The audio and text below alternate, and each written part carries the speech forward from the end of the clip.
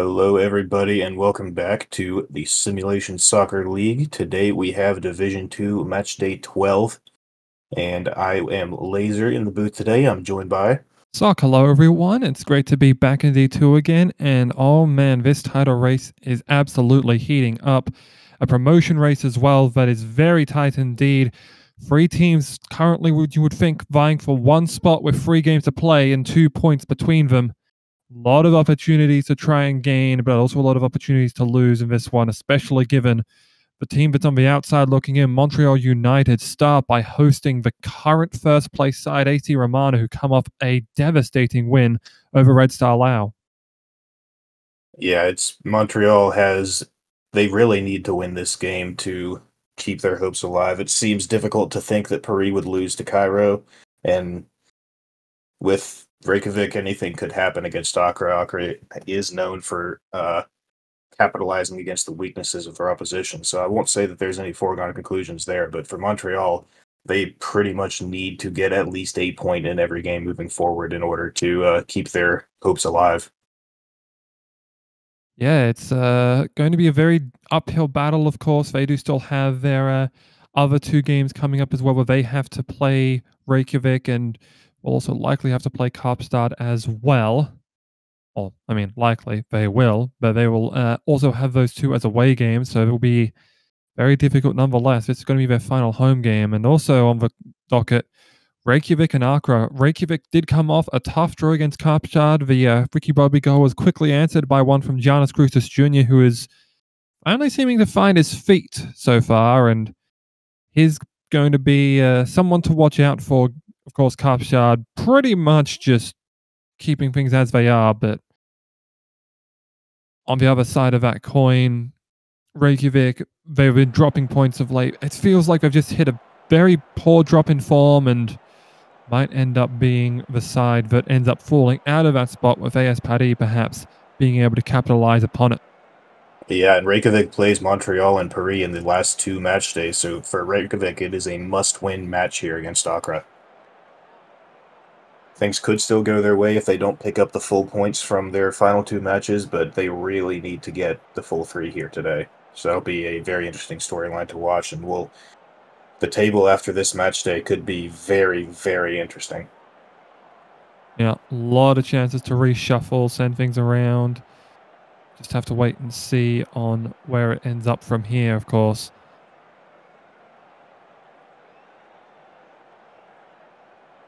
Hopefully we should be getting underway very shortly, but right now the fans just seem like they're rowdy and not much else. Here we go. For Montreal, it will be a 4-2-3-1, and Romana will also be a 4-2-3-1.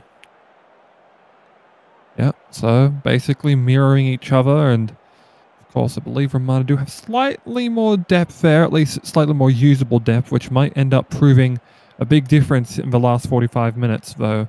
I have to wait and see if they make any changes. Yeah.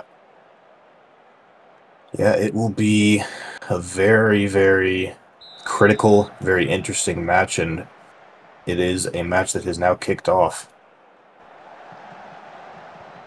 And Romana on the attack very early. Montreal very quickly shuts that down, however. Nico Fischer, the recent acquisition from Athena, is back on the pitch for Romana in this match. Sat out the match against Laos, but was a good contributor in the win against Reykjavik prior to that. This here's Montreal working the box. Well, no, they're not now. There's Gareth Allard for through ball for Cup Noodle. Noodle shoots. Kerrigan saves. Very dangerous early. Yeah, that was looking quite risky there. Kerrigan ended up just narrowing that angle very well, as the through ball there was precise, but ended up just stuffing Penshaw there. Nothing you could do about that one. Yeah, and Romana seems to be struggling a little bit so far in this match day to get opportunities and shots based on what few highlights we've seen based on the statistical analysis, whereas Montreal are doing quite well. As you have a chance for Allard, and Allard has scored. Chipped Kerrigan from short range, and that's in the back of the net. It'll be a 1-0 lead for Montreal. Yeah, that one kind of came out of nowhere, to be honest. Montreal really just send a rush down. Looked like we're going to send a rush down that left flank with Pedersen, rather.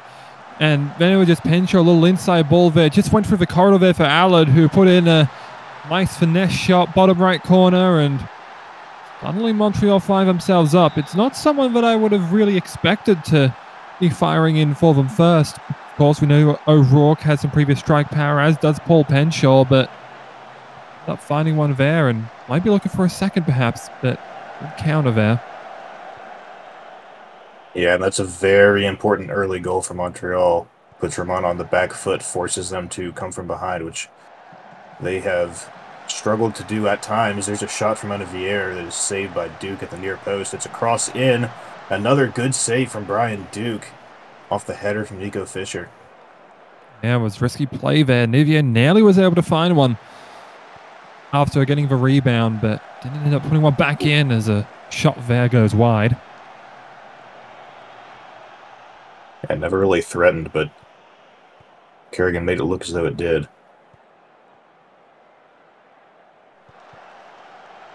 A fun fact, digging into the statistics for these players, Carrigan and Duke are the only goalkeepers thus far to have earned themselves player of the match honours in a game.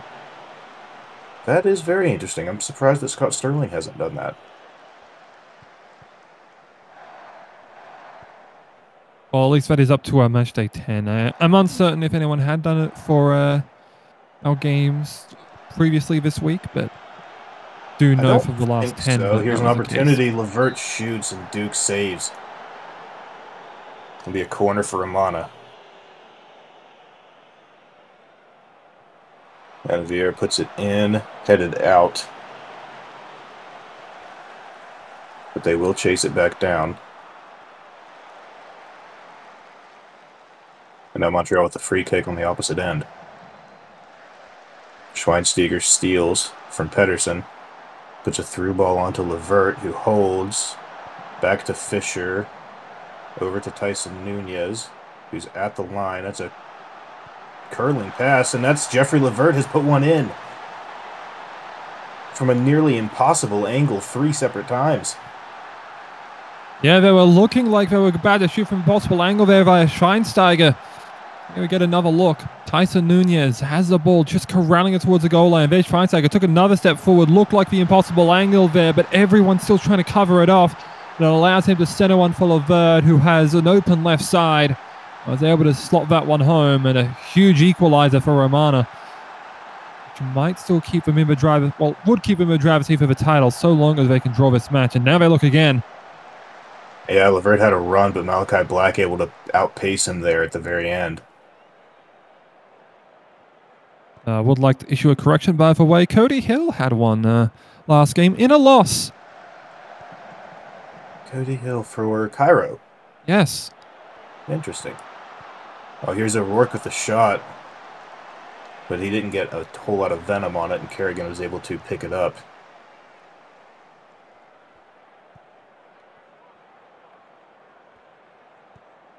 And now Romana working again. Levert through ball. Olivier takes it. Another through ball for Nico Fischer up to the line. Levert shoots, bounces around the box, and now it's a quick counterattack for Montreal. Milton Nunez with a great tackle shuts that down. That had some... that could have been a real opportunity for Montreal there if that tackle hadn't come in. As here's a through ball from Jeremiah to Levert. Doesn't have a shot, but takes it anyway, and Fantabenz will take it out for a corner. Yeah, just had to block that one there and couldn't really redirect it anywhere else. Yeah, not much he could have done. And that is a goal kick off the corner.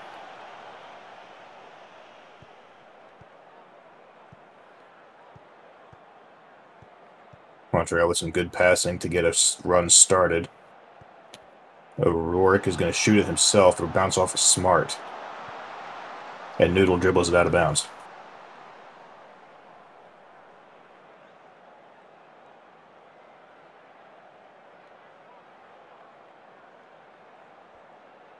On the opposite end now, it'll be a goal kick for Montreal.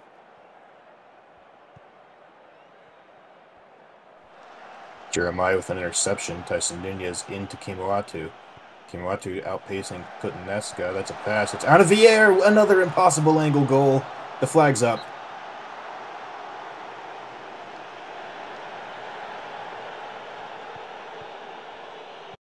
Yeah, good bit off. Yeah. That one was just weighted in too short there, and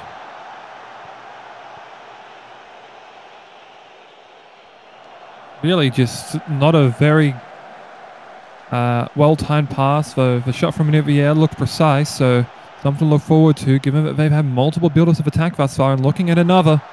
Yeah, here's Jeremiah in the box, shoots it at Duke, and Duke holds. Jeremiah, the central mid, not really used to getting into the box like that. Jeremiah up the wing for not for Fisher, for Milton Nunez. Opposite wing for Schweinsteiger, who attempted to cross for Levert, but it was blocked, and that brings us to half. 1-1. Yeah, it's been very rare that we see the halftime play actually being shown there, but to see it on that occasion, and you see also how many more opportunities that Romana have been able to create here. Looked very dangerous, but Duke has been able to hold them out well, has been able to shut off some tough angle goals, and of course, given how much is being shot from close range, have to wonder they can hold them out for much longer. Yeah, Romana really didn't have anything going until that first goal from Levert, and after that, the XG has slowly been creeping up, and of course, XG is not the end-all be-all of a soccer match. It very rarely accurately depicts the final score, but Romana's getting chances, and Montreal is also. It's just a matter of who's going to get more first, and who's going to put one in the back of the net, because I think that it may be a case where the next score wins here. Yeah, And we there do is a have one sub. change. Milo Cinnamon has come on here in defense to replace George Fantabens. I have to wonder if that is more of an attacking option being chosen, or whether bringing on a centre back here is more of a defensive option. Interesting for Romana not opting to use any of their substitutions. I wouldn't expect them to use Kazenga Loa, but no Terrence and no Tyson King. No, not today. King usually playing on that left winger spot where Fisher is. Perhaps just something of a wanting to get Fisher the playing time. Here's Montreal. That's a through ball for Cup Noodle. That's for Penshaw. Toastman slides and blocks, and now it's Levert pushing the opposite end. Gets it past Pedersen. Still up the line. Flanked by Cinnamon. Cross put in. Black hoofs it clear. And on the opposite end, a corner from Pedersen. It is put out by Smart, but Montreal will track it back down. As we see a Cavator on a yellow now.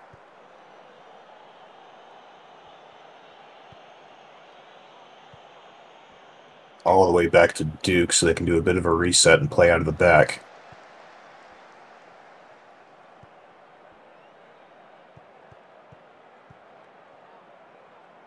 And now here we go, Montreal. That's a through ball to the wing. It's Pedersen who has it.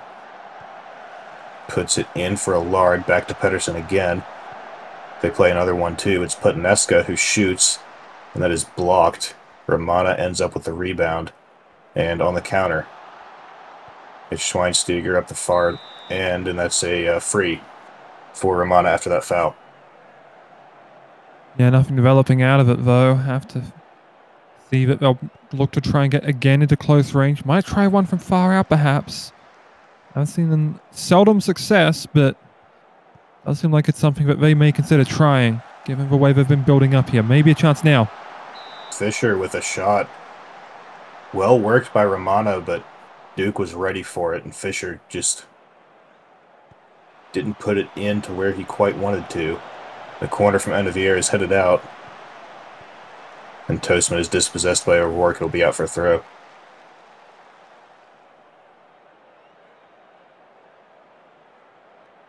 Now a goal kick for Montreal. 30 minutes left in the match.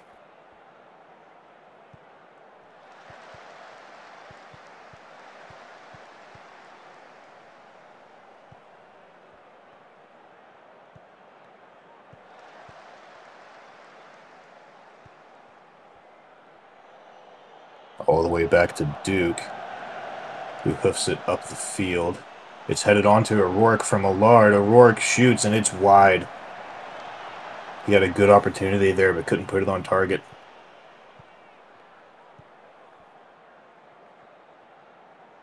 And Now Romana playing out of the back. Jeremiah misses his pass. Allard to O'Rourke. Intended for Penshaw, but Toastman takes it.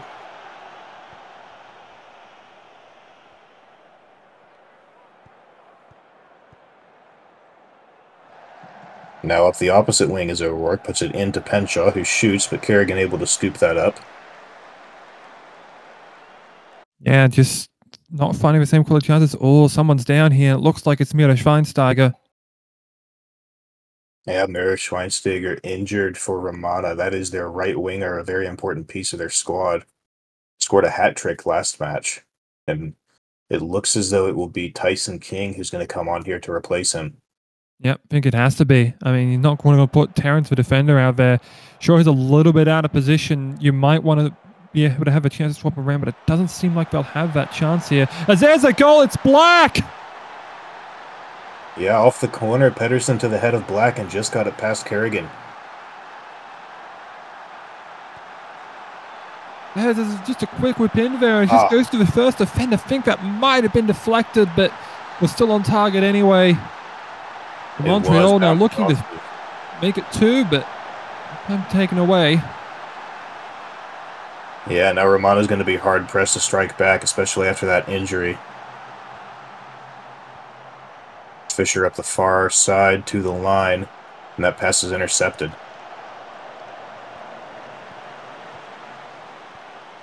Yeah, we're still building here, though. Might still have an opportunity if they go.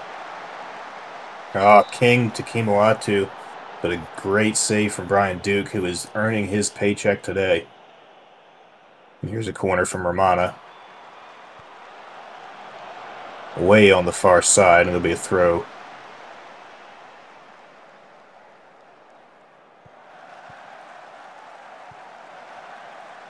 Now Montreal, here's Pedersen, shoots, Kerrigan gets up and makes the save.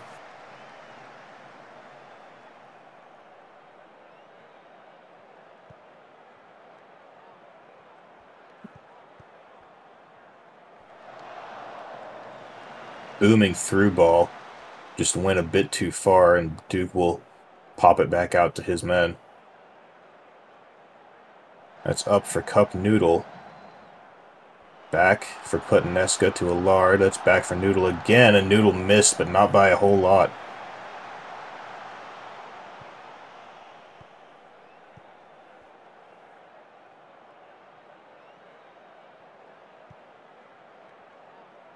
Milton Nunez forward to Kimoatu to Fisher on the wing. Through ball for Levert. If he timed it right, it's in. Flag's down. No flag. It's a goal, and it's even again at 2. Very quick here again. They signed to attack with the left flank with no more Schweinsteiger, and Fisher is not an aerial through ball this time. He just sent it on the ground, and Levert just had positioning over Cinnamon, and it's a great shot across the face. Tough angle goal. Here we get a look here at how well the timing is, and yeah, a fair amount of space there, but well played on, and Duke just got caught a bit flat-footed there perhaps, and Romana have now equalized, and it might be able to maintain back out to the rest of the field. Yeah, only a few moments left in the match. About 10, give or take a few. There's Penshaw, put a header on net, but Kerrigan able to... Well, no, Smart intercepted it and put it back to Kerrigan. But either way, Montreal on the attack. O'Rourke through ball for Penshaw. Kerrigan, risky decision to go out there and collect it, but didn't hurt him. Smart for Fisher, puts it back to Nunez. Nunez up, plays it on to Levert. Levert gets to the line. Levert is in, but it's offside, and it won't count. Yep, that one was fairly cut and dry there. Yeah, it looked a little suspicious from the beginning. 86th minute now. Both sides are desperately going to be wanting those 2 extra points. Tyson Nunez steals it from Pedersen and then gives it right back to him.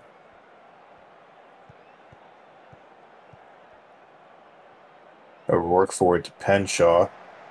Over to Allard, over to Pedersen. Back into Allard. Penshaw. A couple of tackles there from Romana caused a loose ball, but it'll be Montreal with a corner after a save. Puts it in and headed out.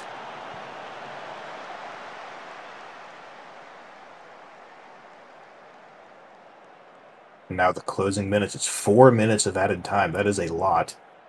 I have to imagine most of that is due to the Schweinsteiger injury. Yeah, that is very true. And we are down to the last 60 seconds of the match. It's Montreal on the attack. Panesca forward to Noodle. Noodle back to Calvator, to Penshaw, shoots, and that's over into the stands. Might have been the last shot there for them to take the lead in front of their fans, and none of just might be able to hold on here, but there's not a lot of time left. And that was not a great attempt to get to Nunez. Might have just a few spare seconds to try and work here. Yeah, Montreal might have gotten lucky with that poor pass, but they play it back. That's it. It's a draw. It's 2-2. And that is possibly the spiciest result for the championship and relegation races. Well, it's only a championship race here. I don't think anyone's getting relegated from this, but... well, yes, promotion. Oh, my brain. Oh, it happens. Yeah, this is very tough, I think, for both sides. I think like both of them felt like they could have come away with that one, especially at the end with Montreal having those last-minute chances, and Romana, perhaps there was just some hindsight from their manager about who they wanted to bring in, and they knew Schweinsteiger wasn't quite 100%, ended up getting hurt during the game, and Tyson King, while he didn't technically provide a spark, it was enough to have that warm body, perhaps, and not allow him to go down to 10 men, and ended up being serviceable in a position he's not too familiar with. Yeah, King has been playing out of position for most of the season for Romana, but on the opposite side, and this match able to do it on the right and kept his team from, well, I won't say he kept it from certain defeat, but he certainly was a benefit to them on the field. That will bring us to our next match. It'll be Red Star and Kaapstad. This should be a very interesting game. Yeah, well, it's a bit of a dead rubber, aside from pure table positioning standards.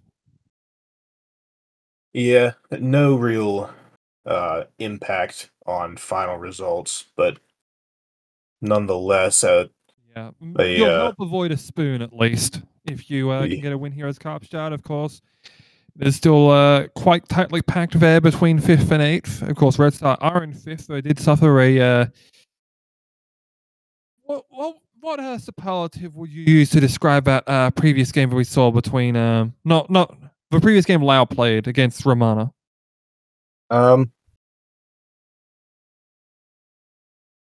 Unlucky is about the only way I can come up with. I suppose.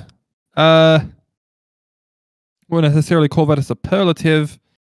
It was a hyperbolic defeat. Yeah. That's a good way. Nothing away is not something you want to take, and it has put them to the second lowest in goal difference, and they're facing the third lowest in goal difference right now in Kaapstad, who did end up getting a draw against Reykjavik at home. I imagine we'll probably be looking to maintain the momentum here. Of course, they are just fighting for relatively minor places, though every game counts here, and I'm sure they'd want to continue on and perhaps just build on something for the future and get some of their new players some experience. Yeah. Yeah, as we see Red Star remaining in their 4-2-3-1 that they've been running for the last several matches. Kaapstad also has been using a 4-2-3-1 of late, and they also keep with it. As we have a 4-1-4-1 days that we saw a few seasons back. Yeah. It feels like everyone's running the 4-2-3-1 nowadays, perhaps just emulating the current championship leaders, FC Tokyo.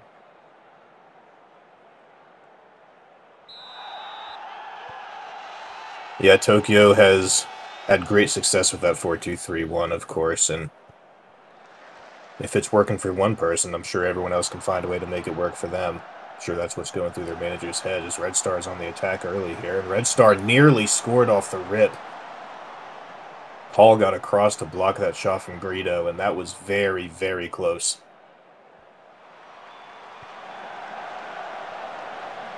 As the header also from Greedo goes off the side netting.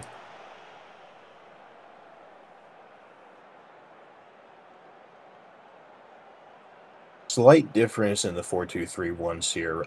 Red Star plays their 4-2-3-1 with two defensive midfielders, whereas Montreal, Romana, and Kaapstad all play their 4-2-3-1s with central midfielders. That's intriguing. I usually wouldn't really tell much of a difference between them given the roles that they fulfill, but I suppose it is just a bit more of a tactical change. Yeah, I think for Red Star, it's more intended to shore up the box more than anything. As here's an opportunity for Greedo. Nearly puts it in, but Dexter Hall is a good keeper and scoops that up. Yeah, no, I took it over the line himself there. Yeah. As that corner's headed out, but Chicken will chase it down into Dello. Over to Olaf's sides. To Changshan. And they'll turn it over to Krustis Jr., who puts it forward to Chouinard. And that's another turnover. Chicken runs onto that through ball. That's a cross in that was deflected by Tato. Tame! Oh, goodness. Tame hit the post, just missed by a hair. That was very close indeed. It looked like there was going to be another player that was charging on to try and take a long shot there. I believe that would have been Mike Checker, but ended up just falling through on that occasion. There's a big giveaway. Yeah, that was very nearly trouble, but Messi very quickly corrected his own mistake. And now Red Star playing out of the back. That's a through ball intended for Greedo, but Ramos gets to it first. It is worth noting about Red Star that last week in that match against Romana, they did have only one, I believe it was only one yellow card. As here's a through ball, Guerra got too much under it and it flies into the stands. But they Red Star only had one yellow, which is uncharacteristic for them. Red Star has had a significant number of yellows for the last, well, really 2 seasons, and Mike Checker has earned himself 2 reds so far this season, both off of double yellows, I believe. So it's interesting that we have yet to see a yellow from them today, only one last week. Perhaps they're starting to change their ways a bit, as that's a good through ball for Krustis, and he just hoofs it high. Yeah, I mean, one way of looking at it, at least for myself, is they really do not want to continue to build a reputation of being dirty. I mean, sure, some of them would joke about being red card loud, but I feel like also, same token, now that they know that they aren't really fighting for much, it's just time to play more discipline. No need to give themselves extra supplementary issues. Yes, here's Guerra. How? What? Oh, that's a beautiful tuck away. It's short side. Oh, this is a beautiful goal here. And it's really just created off the back of just a quick run in. It's flicked it back to Dello. Flick over the top. Mark Smoot could not keep up with him. And, I mean, Hall just kind of backed off here from his near post. Yeah, he had a little bit of an angle as well, and Hall just could not turn that one away. Yeah, Hall deflected I've already just tucked it in himself. Yeah, I had no idea how that went in at first. That was, I mean, excellent play by Red Star to even get the ball up to Guerra in the first place. That 1-2 was lethal, but then Guerra with the quality to put it exactly where it needed to be, to glide in, and that's a 1-0 lead for Red Star. Pretty close to halftime. That's on to Chicken. Chicken shoots. Hall picks it up that time. Didn't get the double. Look short side again. Just could not find an angle that time. Cut off well. Tame. Tame. Mazrim Tame. Just in time is the other one. On Cairo. I always called him Time, but more I know. Oh, wow. That's in for Scud Muffin. What a great shot that was as well. Just, again, a bit of a goal from nowhere, but The build-up once more. The Silva just trying to get a run down that right flank. Beat Mazrim too easily. And then just a flick inside. Scud stepped outside and yeah, looked like he got over the hands there of Kanders and ended up flicking that one home. And Kaapstad quickly equalized. Half-time approaching. Yeah, it almost looked as though Kanders was prepared to jump to one side or the other, wasn't prepared to jump up, and his legs just kind of gave out on him. But a beautifully placed shot from Scud Muffin. And now Checker up towards the line for Red Star. They're wanting to strike once more before half to get that halftime momentum. And it looks like they might. No. Chicken's shot blocked.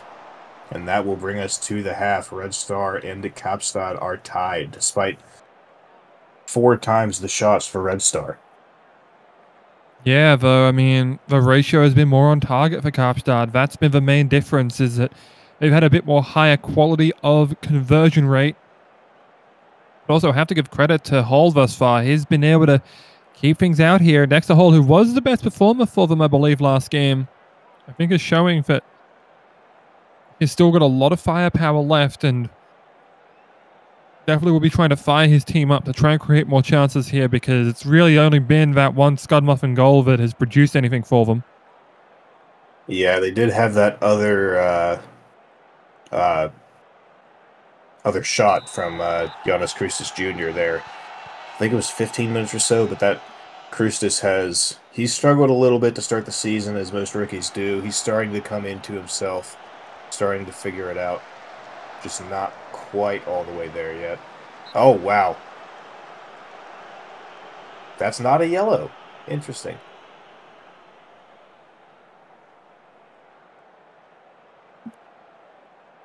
Question that, but I mean, perhaps just didn't think that it was an obvious goal-scoring opportunity, mayhaps, and just said, all right, well, leave it on.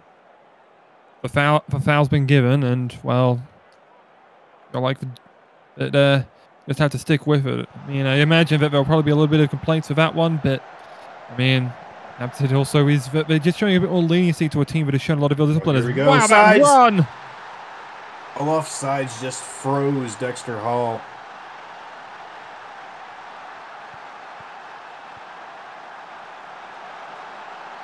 Into Grito to Guerra, and then Sides just ran past everybody. Trinard, Kamavinga, and then put it opposite side from Dexter Hall. Just froze him in the corner. Yeah, the same token, I don't really feel like he had an opportunity to stop that one.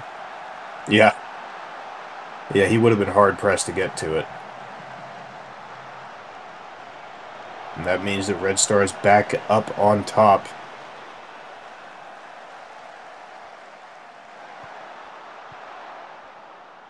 And they're working the box, waiting for something to open up. They want to go up by another one. Greedo on to Chicken. Not quite. Mazrim Tane picks it up. Crosses. Oh, Chicken didn't catch it. He was offside. And Guerra heads it forward. Chicken heads it over. Tame. That's in. Off of the corner and a scramble in the box. That is another goal for Red Star. It's 3-1. Yeah, it ended up in by a Big Daddy Greedo here, and it was just like capped up, and then Greedo just slid his way in there as they were to beat Mark Spoon to the ball. And that was really the only difference. There's a lack of hustle there from Mark Spoon, and capitalization, and Red Star double their lead.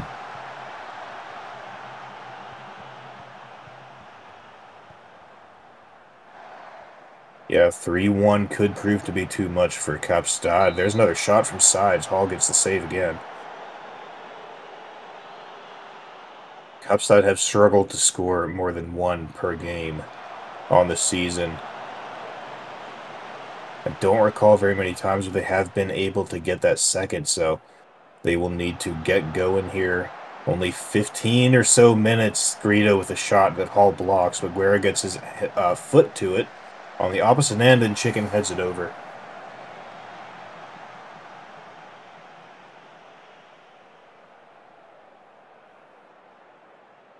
Just been able to create a lot more chances here the second half. I mean, only the one shot for Kaapstad thus far in this 35 minutes, but might be able to make a second here. But again, they just haven't been able to really cut someone out to create those opportunities. Yeah. Yeah, I think you hit the nail on the head. They haven't been able to get anyone that's just haven't been able to cut anyone out. They've been too focused on trying to stop Red Star's onslaught. Red Star also with the bulk of the possession, which in most cases doesn't mean a whole lot, but cases like this, it keeps the ball away from... There's another header from Chicken that Hall is able to save.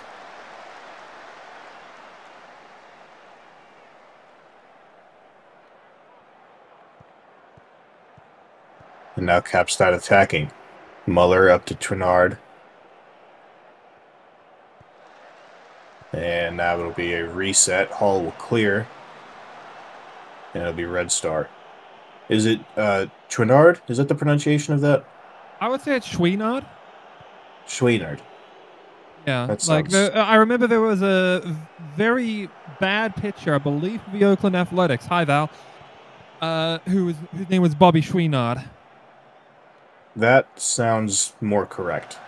So I'm going to go with that.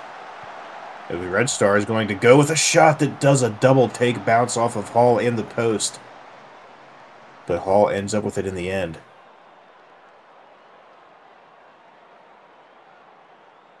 And with only with only 30 seconds left, seems as though this match is all but over.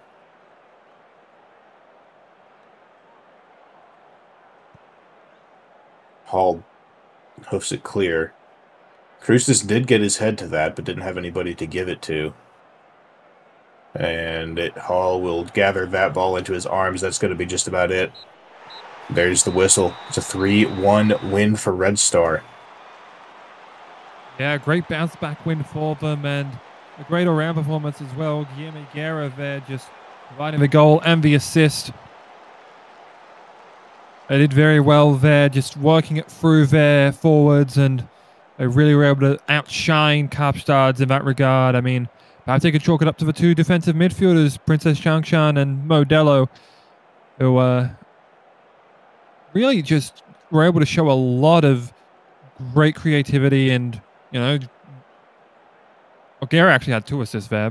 My mistake. Yeah, I mean, no wonder you could play with a match there. And worries there for Kaapstad. A lot of not great play on those flanks. I mean, Ronaldo de Silva only had the assist, which is probably carrying him.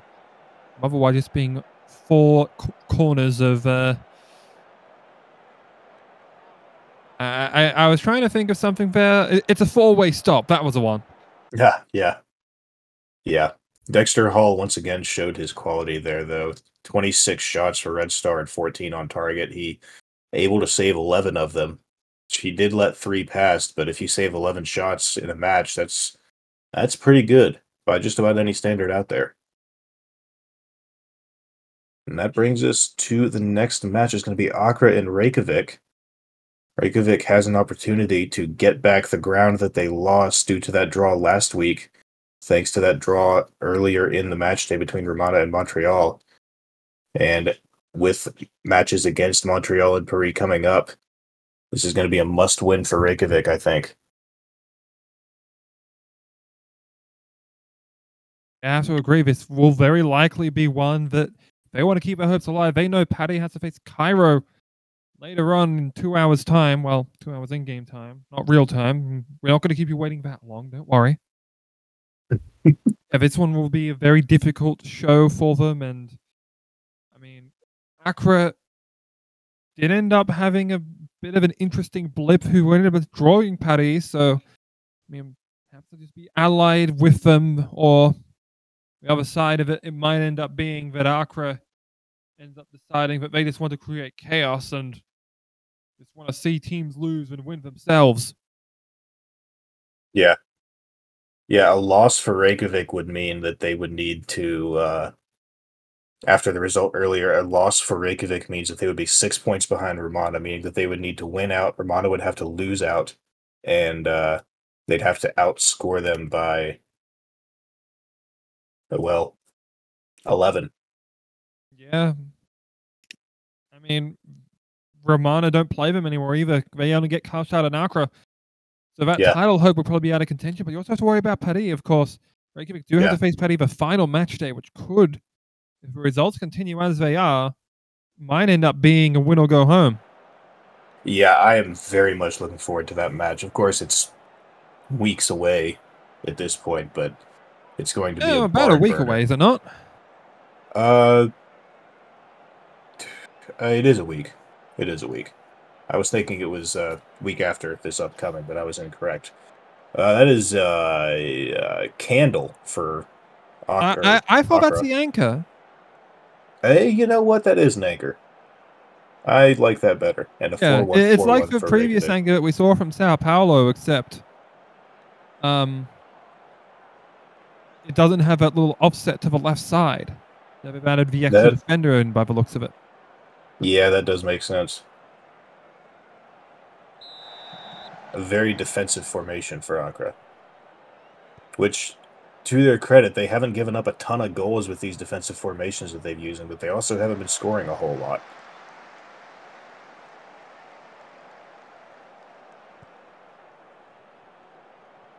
Well, I mean, that's I guess the dichotomy you expect with a lot of these defensive formations that they've run. Yeah. Yeah, you limit the damage, but if you aren't able to inflict any of your own, it kind of cancels each other out. Very nearly there. That's a corner for Accra after Scott Sterling had to make a diving save to get his fingertips onto that header. Dion is definitely offside. Yeah. Yep. Okay, so the corner taker not being able to come on in time. Yeah, we see that every single match day. Usually several times. Reykjavik did load up very recently, looking to make that push into the title and into the promotion zone. Saranstratal. I'm not quite sure if he tipped that over or if it just missed, but... That was a goal kick. So okay. would have not been tipped over. I went to look at that, and then I got distracted by the name. Yeah, that was very dangerous. Llewellyn got his foot to it first, but we've seen some very, very unfortunate. That's a goal for Casual. I can tell you were trying to read the name there, and he just didn't have enough time for his goal here for RKV. Vegas ended up a great run here from Letitia, who had so much space, got by Taco Cat, challenged out of the end, and it's a nice low cross there. Casual first to it with the foot and tucked that in. Stalin Southwell didn't have much of an opportunity, and huge goal there for Reykjavik. It does keep them currently locked into that promotion spot if they can end up holding this lead for another 73.5 minutes and probably a little bit extra. Yeah. Yeah, and they're going to keep attacking. They're going to want to get as many goals as they can. Because they do have... There's another one. It's Casual with a double in 2 minutes, 3 minutes. I think you would call that 2 minutes and a little bit of seconds here. And they end up finding Letitia. They just getting another nice little flick on that time for Andrews, taking advantage of that left side, and then it's just right across for Casual again, and really have to wonder why Accra isn't getting more bodies in the way. They're at least having someone like Salan Sasral come out to try and block it, but ended up just being another free shot there, and I mean, it was one of the easiest goals you probably get, and easy conversion. Yeah. Yeah, and those goals are going to be very important for Reykjavik. They're going to want to pour on the gas, get as many as they can. Just really... I mean, they're going to look at what happened to Red Star last week, and they're going to say, we want to be Romana. So far, they're not quite on pace, but they're certainly imposing their will against Accra. As they look to attack again, it's Roberto Scarpetta. That's a through ball to Casual. Too many bodies in the way. It'll be back to Letitia. Puts it to the line as a cross. After some chaos in the box, it's out. Oh, Taco Cat. Great opportunity on the free, but I think he hit the bar. He did, and that's very unlucky there. Definitely had everyone else beat him, but just couldn't beat the post. Yeah. Excellently placed. And to Accra's credit, this formation, only 2 shots on target. Of course, both were goals, but only 6 shots in total from the offensive firepower of Reykjavik is impressive. An impressive defensive performance, I should say. Through ball intended for Andrews was picked up by Llewellyn. Now Hall forward for Ricky Bobby. Bobby shoots and Bobby scores. Saran Stratal has not been able to stop a shot yet. And it's going to be 3-0 Reykjavik heading into the half. Yeah, they might be able to pour on a little bit more here as well. And again, this one, they just decided to go right up the middle there. And Ricky Bobby not decided to use his head instead of the feet. And, well, Saran Sastral, credit to him, just could not end up making much of a stop on that one. I mean, free runner there and easy conversion once again. And now up 3. Yeah, 2 minutes of extra time. Most of that already gone. Zinedine Gin Tonic on that wing for Accra. Recent acquisition from Athena. The shot from Dion is wide. And that'll bring us to the half. It's 3-0 Reykjavik. Double for Casual. Perhaps a bit harsh of a result, but the shots that have scored have not much you can do. Yeah, they're high quality opportunities, really. That's been the main focus of Reykjavik thus far, is just making sure that they get shots that have, a lot of options for them to go to, and I mean, they've done very well in that regard. Yeah. The Casual twice, it was cross in, right in front, too easy, and then Bobby just over the middle and easily converted that one. Yeah. Yeah, and for Accra, they had that one opportunity quite early and haven't really been able to do much since then. But as we discussed earlier, that was with the formation that they're running, your offense is going to struggle a bit as we have a substitution. It'll be Rob Tucker on for Berbatov.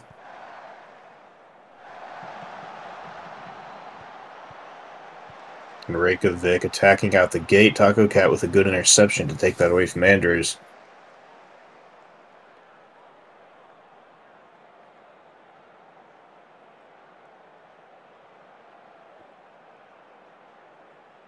Quite 15 minutes in.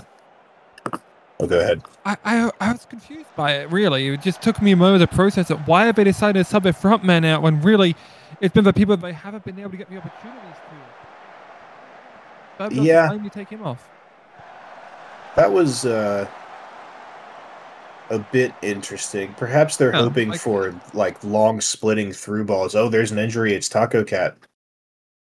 Yeah, and this will probably mean Hinata Hugo comes on here, but not a lot of options here, especially with Berbatov out. I mean, you run kind of 7 defenders here, and it's a 5-2-1-1-1, really, looking at how these positions are set up. But Hugo, yeah, come on here, and yeah, that's fair. No it one else is really Hugo into that wingback role, so I feel like that's probably just best possible replacement there.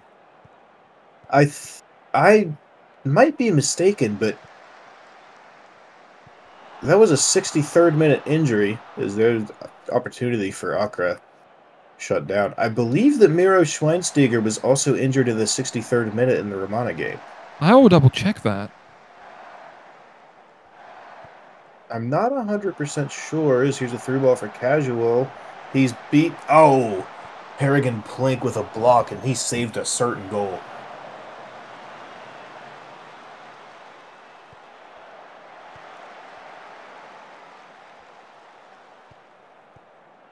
Scarpetta back to the diver into Oak. That's through for Bobby, and he just missed wide.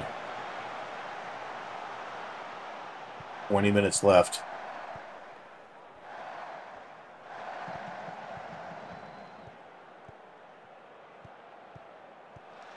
Andrews to the line into Letitia.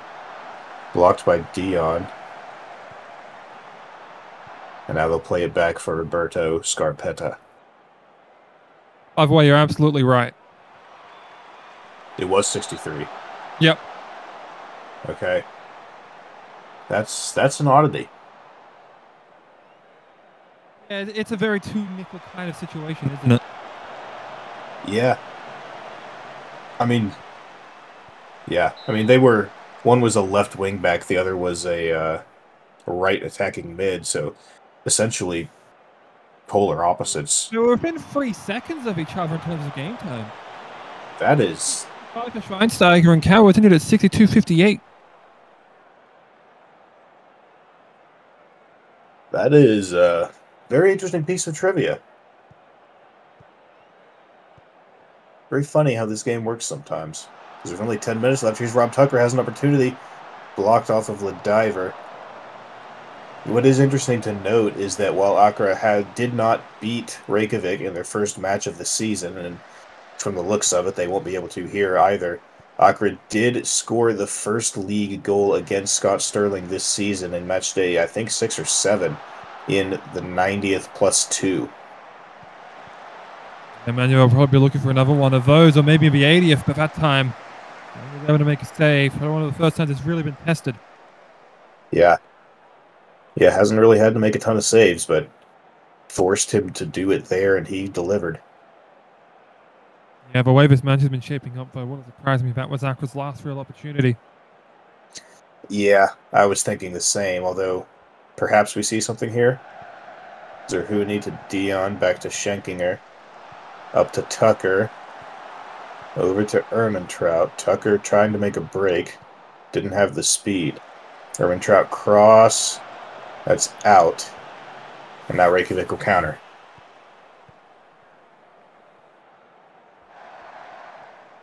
Not yet an indicator for extra time. Yeah, I have to imagine the fourth official's still preparing it just in case. I mean, I imagine we'll see several minutes due to the injury. Yeah, because there's a save by Saran Hall. It is 2 minutes of extra time, and we are through that 2 minutes already. Here's a corner for Reykjavik. And that'll be a goal kick. Yeah, I've just missed everything. And the match. That will do it. 3-0 victory for Reykjavik. Big win for them. And for Accra, that is, well, they have been mathematically out for a while now, but they did put up a pretty good fight, I think, overall. 19 shots, 7 on target. Only gave up 3 goals. Unfortunate injury to Taco Cat, however. Yeah, and, having to put someone out of position, they're very out of position in terms of not a Hugo. I mean, at least they are playing in kind of a similar role, but really just solid play all around there from Reykjavik. Their 4-1-4-1 really did a number on them, and I have to say Reykjavik definitely deserved that victory, and I mean, the results reflect the outcomes. That doesn't make any sense. Why did I say that? I knew what you meant. The results reflect the quality of play. Yeah. Yeah, one of the few times that we see the XG pretty accurately depict the eventual final score. But that will bring us to the final match. Another call here. Go ahead, sorry. I'm going to say that it's time to bring out Socc dramas again. I feel like we're going to see something of similar note in this Petty Cairo game. I feel like the XG will be nigh on perfectly represented. Perhaps not entirely, but I feel like we'll still see something similar to like a 2.8 to a 0.4. I can see that. I think that we'll see probably a similar score, either 3-0 or 2-0, maybe 4-0. Cairo has I will had go with 3-0 as well here. Yeah. Paris does have Papadopoulos, but Cairo has been they've been pretty decent at stopping their opposition from scoring a ridiculous amount. They are a -22 on the season, but if you only win if you only win 2 games, that's kind of just the territory that comes with that. Yeah, I feel like they're still going to have a lot of lack of scoring here. Personally, I just feel like the front men of Regan and JCGD just have not been able to match up too much. And I Yeah, feel like similar they're just going situation. to be thoroughly pushed off the pitch. Yeah, similar situation for them as for Crucis Jr. on Kaapstad. Just a little bit too young, haven't quite learned Yeah, I all mean, you're the going up against tells. airless Snooks. Good Yeah, luck. yeah, that's difficult for anybody in the league, much less a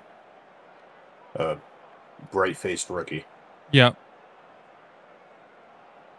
But it is English. It is worth noting that it does put a little bit of pressure onto Paris, knowing that Romana dropped some points. Reykjavik won their match. Paris has to win their match to stay on track with Reykjavik. And if Paris is able to win by 6, then they will have tied Reykjavik in uh, goal difference. Not likely, but worth looking out for. It's possible. Not one that we're projecting personally here, but could very well happen. And of course, I do believe, thanks to the results that we've seen, they do have the goal scored advantage, as they are currently tied. So any win by 6 would put them in front. Yeah. Yeah, then they would play in the last match day. A win would also. Well, no, it wouldn't. I was going to say something, and then I thought better of it. Montreal's still very much in the race no matter what happens. Thanks to that final match day clash, as that early through ball for Zanetti goes out.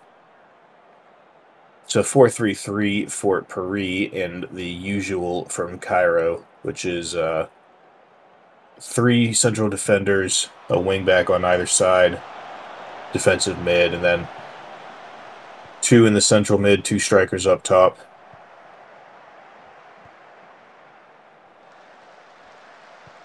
It is the mustard and mayonnaise game today. Here's Papadopoulos. Nothing doing. Mayonnaise because Duke's mayonnaise has the blue label. Ah, I see. That's like, what kind of mayonnaise are you having that's blue? Either Duke's or the Smurf kind, or perhaps both. Cortez thought she might have tried a through ball for Papadopoulos, puts it back to Brisky, gets to the line. There's the through ball. That's what a goal. I believe he was very briefly tied with Jeffrey Levert for the Golden Boot race after the first match, but Papadopoulos takes sole possession of that right back on an excellent play just by Paris in general. Yeah, and there's an open volley there. No real challenge there from Stojakovic. Allows Papadopoulos a free volley and ends up sending that one right through thanks to that crossing from Cortez. You see already how much damage that's done to the XG chart. I mean, looking like we're on pace. Yeah. Yeah, that's the first. They'll need to get a few more to keep pace. Be surprised if they didn't, but I also wouldn't be surprised if we see some shenanigans from Cairo and see them make Paris sweat a bit. Oh, that's a mistake by Stojakovic. Doesn't hurt them. Papadopoulos missed just wide, but that could have been disastrous. The header from Snooks is over.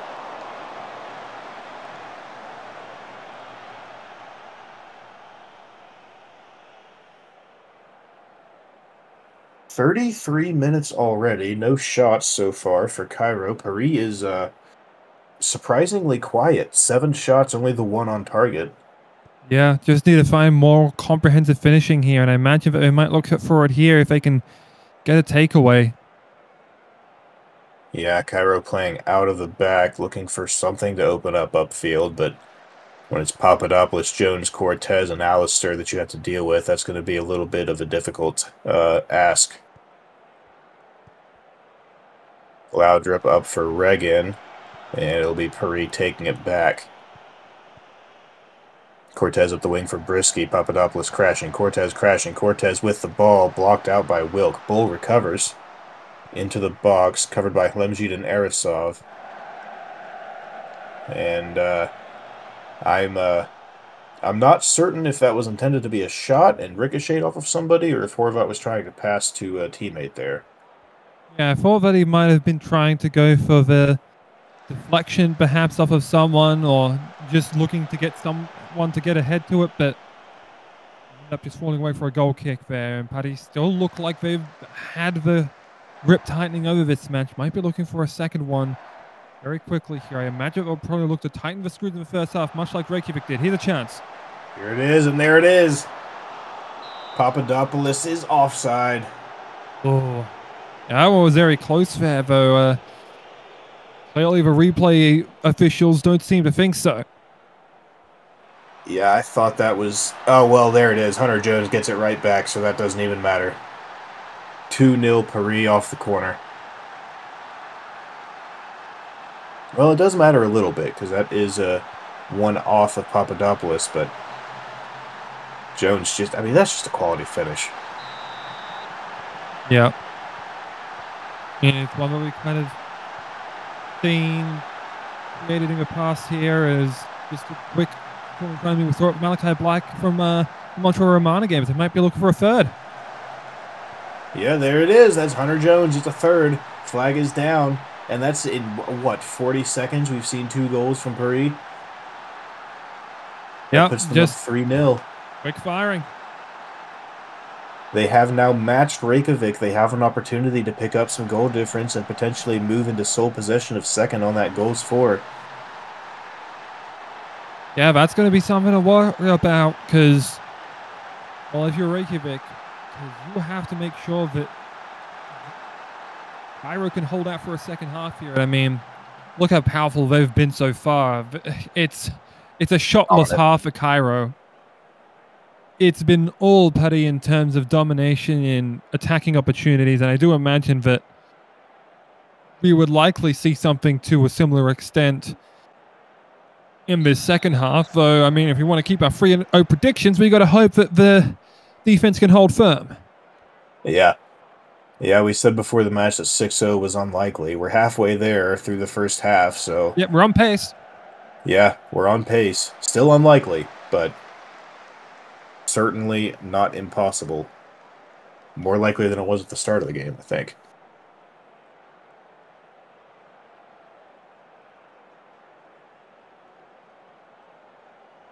Worth noting that Paris have scored on 3 of their 4, just over from Bull.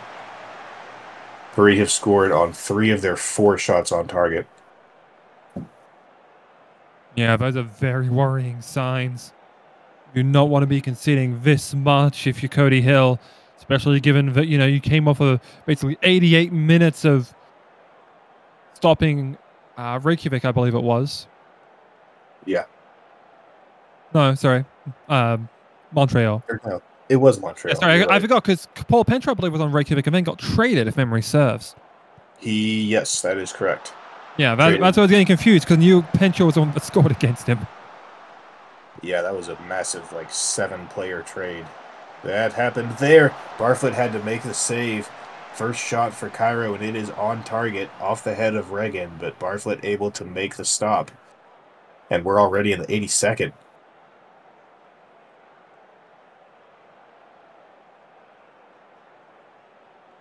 Yeah, well, so much we're on pace right now. I mean, the way things are going thus far, it seems like it'll just remain at 3-0.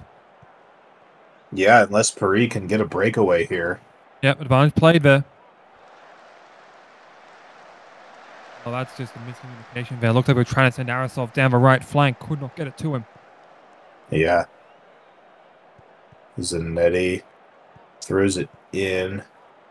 It's Papadopoulos that's on the wing to Jones. Forward to Cortez. Excellent headed forward there. And Brisky barely keeps the ball from going out. They're trying to work it into the box for one final opportunity in the half. Time. Just in time. There's the other one. Clears it out. And I think that's going to be about it, unless they can get a sneaky opportunity. And there it is. Horvat on the wing to Zanetti. That's the whistle. 3-0. Paris stays exactly where they were with Reykjavik. Yeah, line of stone for that, and facing both of them facing bottom four sides, we're able to just keep things as it was, and I think both teams would potentially be content with that, especially given the matches that they have upcoming. You just got to make sure that they hold things. I mean, Parry just need to try and find more in terms of getting shots on target there. I feel like the 35% probably isn't good enough for them. But I mean, the conversion rate there, putting more than 40% of their shots on target into goals, I think they can be fine with that. Yeah. And also, the corner stats 16-1 is that? What is it? Sorry. The corners. That is a stark difference. Yeah. 16 corners is wild. I think I've only seen a number higher than that a couple of times. It is Yeah, I worth mean, a noting. 16.00 ratio. That's something that I'm just very impressed by. Yeah, it would be a bit more impressive to have a 16-1 ratio if it wasn't exactly 16-1, admittedly, but still, Listen. It's a ratio all the same. it is. It is. L plus ratio plus the mat is sacred. Also, I didn't realize Cairo's formation is a smiley face. It is. I also just noticed that. But So, with bit of a that, frowny face result. yeah, with One of a that, better it term, of course. makes the table very interesting. It's going to be we're going to have Romana on 29, up 3 on Reykjavik and Paris. Montreal sitting 4 points behind Reykjavik and Paris.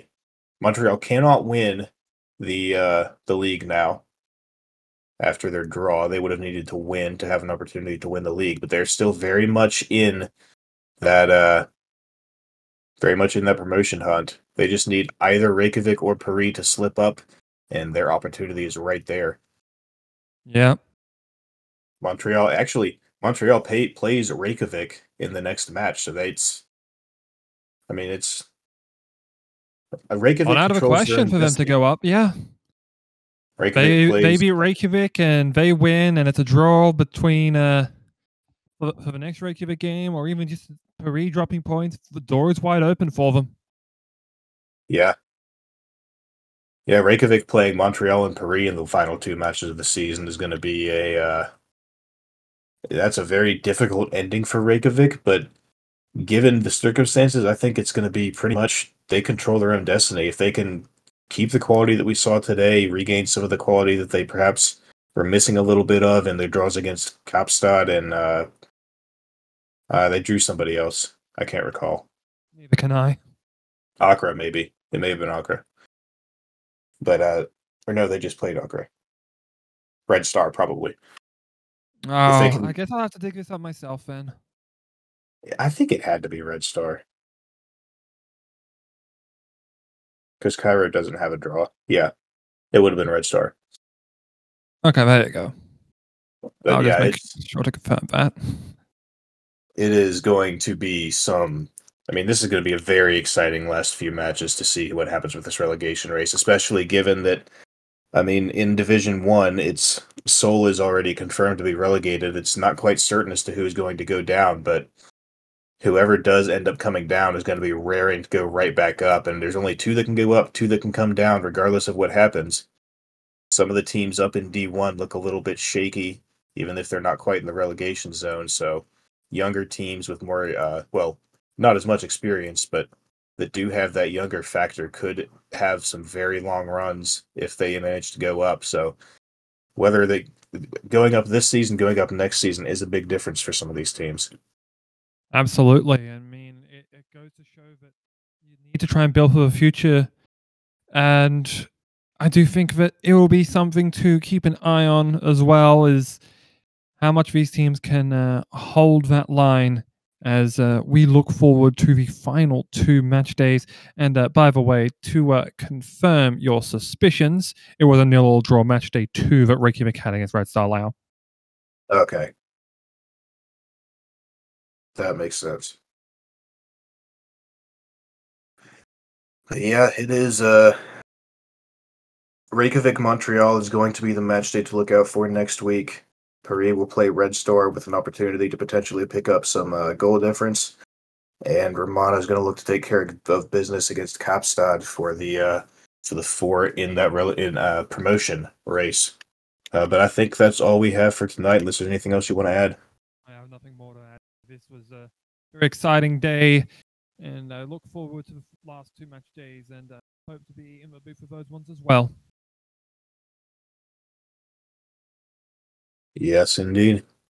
And if you've been sticking with us this whole time, thank you for sticking around. We will be, I'm not sure who it'll be, but somebody will be with you for Division 2 Matchday 13 next week. Upcoming, we do have, I believe it's the Cup match that's next. Yes, tomorrow it will be the Cup leg 2 for the semifinals, and then shortly after that it'll be Division 1 Matchday 13 on Saturday. So we will see you around. Thank you for sticking with us. I've been Laser. I've been joined by. I've been Socc. Thank you very much for sticking with us. We shall see you next time. Yes. Goodbye.